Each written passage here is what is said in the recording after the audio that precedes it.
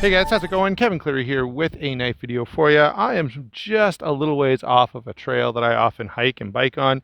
And there's a nice little clearing here, perfect bit of sunshine and breeze. So, and you can see, maybe you can see, let's see, I'll go up a little bit. The leaves are just starting to turn a little bit. So in about a week's time, it's going to be really, maybe a couple weeks time, it's going to be really spectacular out here. Anyway, before worrying about all that, let's pan down and take a look at some knives. What we have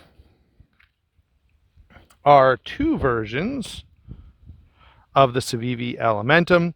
If you're not sick of the Elementum yet, perhaps you will be by the time I make this video with two Elementums in it, and then another full review of the button lock Elementum in a little bit longer time here. So actually, let's just leave these out of the sheaths, throw those on the ground there. Give you a look at the two knives we're talking about here.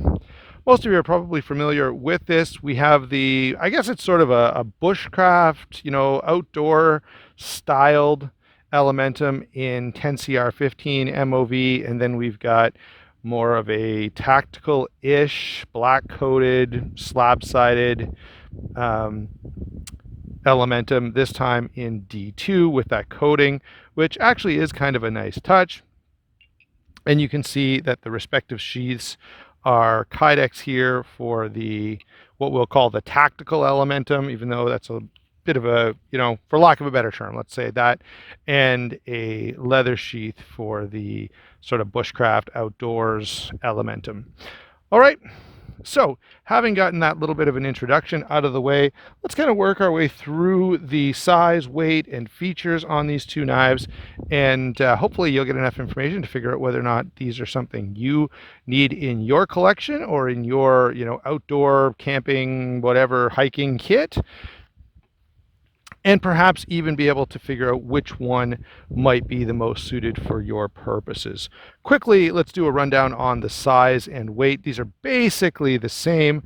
All right, 8.5 inches overall, 4 inches on the blade, 3 11/16 cutting edge, okay, same for both, 4 7/16 on the handle, and the grip area is, between 3.5, 3 5/8 inches, but you can also kind of choke up into this area here. So doing it with both hands there now. So that does give you a little bit of extra room if needed. I don't find I really need it, but it's always nice to have that option to move to a tighter or closer grip when you want to get really, really careful with whatever it is you happen to be cutting.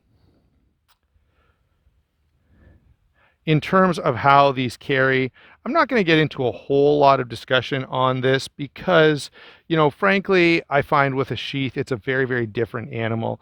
And what I will say about these, though, is that they are a nice size for, most of your fixed blade utility type work. I guess the only limitation would be is if you're buying this to be, I don't know, like your primary camp cutting tool, some kitchen work needs a longer blade. Maybe you're cutting up a watermelon or something and you need that extra length to reach all the way across the watermelon. So certain cooking tasks you might want more blade length, but these I find a really nice size for most of the kind of utility cutting tasks that I am going to be doing. And actually, since we're talking about cutting, let's go ahead and talk about these blades a little. I do have some stuff that I can cut on here. Just a couple of sticks that I kind of picked up while I was wandering in here. And it's a lot easier on the ground, but I know you can't see it, so I'll just have to do it this way. You can see these bite pretty well. I'll grab a couple of other knives to give you examples. All right, these are hollow ground and have a nice thin edge. They are essentially the same profile. Like you're not going to, at least, I've spent a fair bit of time carrying and using and cutting with both of these, and I don't notice any significant difference in the feel or function between the two of them.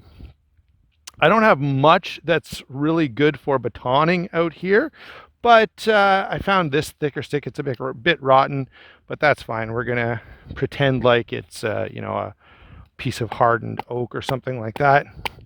And if I can keep myself from driving it into the ground, you'll see that, I can baton with this pretty well, and I could go further and do some other things if I needed to. All right, just in terms of comparison, let me grab two other knives that people should be familiar with. One will be the Kaiser Harpoon. Again, fairly thin edge. Now this is a flat ground blade rather than, this is pretty soft, punky wood as well. But it does, actually that allows me to exaggerate my cuts a little bit and probably shows up better on camera than really hardwood would actually do. You can notice a very slight difference just in terms of how the knives bite in with that hollow grind. You do get that initial cut happening a little more comfortably. What else have I got sitting right here?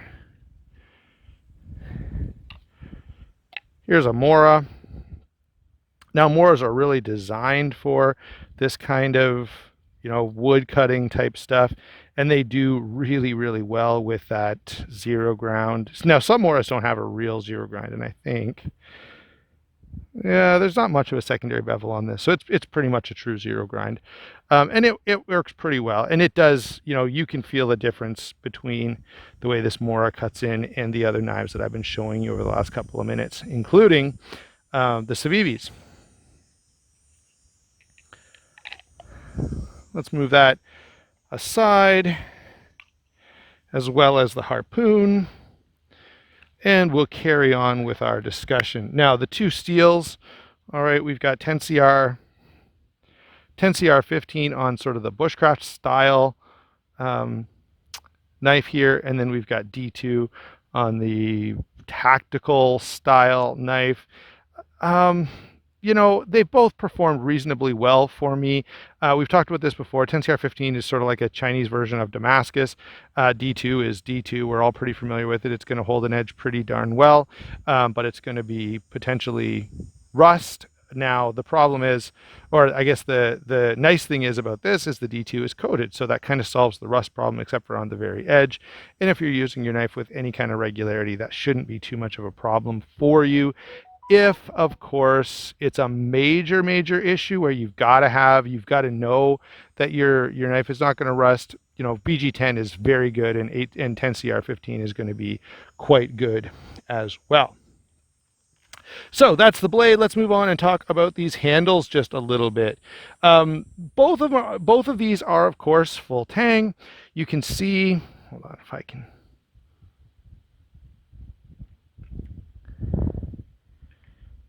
You can see that they're very, very similar in construction, with the big difference being the tang is a little bit proud of the scales here, while it's flush over here. And you can also see, I was trying to show you that a second ago. Yeah, I guess these are about the same thickness. Yeah, they are. So we've got the same stock thickness. I just wanted to confirm that by a little closer inspection there before I shared it with you. The flushness and the overall polished feel of this handle is really, really nice. So I've got in terms of, a simple side-by-side comparison, there's no question that this is the more comfortable of the two. And if you are going to be, if comfort was a concern, if you do the kind of cutting tasks that you're going to be, prolonged periods of time using this knife, this would probably be the way to go. This is not uncomfortable, but it's not quite as nice as the really nice contouring here. It's perhaps a little more tactile, got a little more grip to it, but not all that much more. Both of them you can choke up for a little closer work, as we've said a couple of minutes ago. So not a whole lot to say about these handles. They're both reasonably comfortable. This one is a little more comfortable. There are other knives. Let me bring in another comparison, which is a very favorite fixed blade of mine. Here is the Lion Steel M4. This is a little bit of a bulkier handle, and because of that, it's a little more comfortable, a little more, it's more hand filling, which I generally am going to find more comfortable. Most people will, of course. So this is a little bit more comfortable, but hardly. Certainly you're going to notice it more as being superior to the slab side. All right, if I if I kind of hold these two side by side, they're a little closer. And again, I have to comment about this is very, very good, right? It feels like something you could work with for a long, long time before experiencing much fatigue. It is a little smaller, right? It's not as hand filling as this, which again does the size of the handle does make a difference when it comes to that. So this is still a little bit better, but not much. This is pretty darn good in terms of how it feels. And if you want to see, let's do a quick size comparison as well, so you can see the M4 is a little bit smaller, although cutting edge is very close. Of course, the M4 is going to be slightly thicker blade stock. Okay, a little bit beefier of a build on the Lion Steel than the Civivis. Pop this guy back in the sheath. Just wanted to give you that other example of a comfortable handle. We've already had the Mora in here a couple of minutes ago, and I think everyone's quite aware that Moras are very, very comfortable for prolonged use as well. All right, moving on to the Sheath. As you can see, we've got Kydex and leather, and a couple people asked me right away, and I was curious as well, but they're not interchangeable. I kind of wish they were, because in a perfect world, you could put this knife, which is a little more comfortable, in this sheath, which is a little more convenient. This, honestly, this is nice because you can see it's going to carry higher. It's going to be a little more sealable. It stays up out of the way. One of the things that I've noticed, I've talked about this before, but when you're carrying a leather dangling sheath like this, your belt is here. When you sit down in the car, when you sit down anywhere, your knife can kind of jam into the ground. The nice thing about an option like this, where the sheath sits up higher, is you don't get that, right? When I sit in the car or when I'm doing pretty much anything, this is still up and out of the way, and I prefer that. Now, I know other people much prefer the full dangler, and perhaps the other solution would be to add a longer dangler to this, so it's actually running down your leg a bit and sort of bends with your leg as you move, and that would be another way of solving that problem where it kind of bumps into things when you're trying to sit down. And it doesn't have to be in a car. I'm sitting on a rock right now, and it would be hitting the rock. I've had it happen when I was sitting in my hunting blind or when I'm just sitting around a campfire. So that's really the only big thing to be aware of. The retention is quite good on the Kydex sheath. All right. I'm not going to get that to drop out. The button, of course, means that this is going to be very good retention as well. It's just achieved a different way. I don't really have comments on the looks department on both of these. I will add, again, I did have someone have a longer conversation with me, like, what if I wanted a Kydex sheath for this? I suppose you could do an experiment. I'm not going to do it, but you could heat this Kydex up, and this is what I suggested they might be able to do. Heat this Kydex up, slide this knife in, and perhaps that would work. Obviously, this knife will drop into this sheath, no problem. But that might be a solution. Otherwise, you're going to be getting someone to make a custom sheath for you, which probably doesn't make sense on a knife that's, I think these are like 95 bucks or something. So I don't know, maybe you really, really love this and you think it's just the greatest thing ever. And in that case, maybe you'd want to do that. All right. So we've covered the sheath, we've covered the handle, we've covered the blade. I think I've just about told you everything you need to know about this. We've had a few comparisons as we've gone along, so I'm not going to go back and rehash all of those knives that I showed you alongside these, but my overall conclusion is, yeah, these are really nicely done. I like the Elementum design, although it's perhaps a little overused by Civivi at this point. But these are certainly something that's a little bit different and something I enjoy quite a bit. I like the size, I like the fit and finish, and if you wanted a decent outdoor fixed blade, you could do worse than the Civivi Elementum. Now, one notable thing in conclusion here is the hollow grind means these cut exceptionally well. But they're the thinner blade stock combined with the hollow grind means this is not the knife you want to really, really beat on. Obviously, it's still a fixed blade. It's going to hold up better than pretty much any folding knife, but just kind of keep that in the back of your mind. This is more of a utility style knife. It's not so much a survival knife. It's certainly not a sharpened pry bar. All right, it's moving more in the other direction of being a really good cutting tool, and I like that. For me, I'm going to sound like a broken record here, but I'm going to say it again. Okay. When I carry a knife, this is a really, really perfect knife for me in the outdoors because it cuts well and it's pretty nicely sized.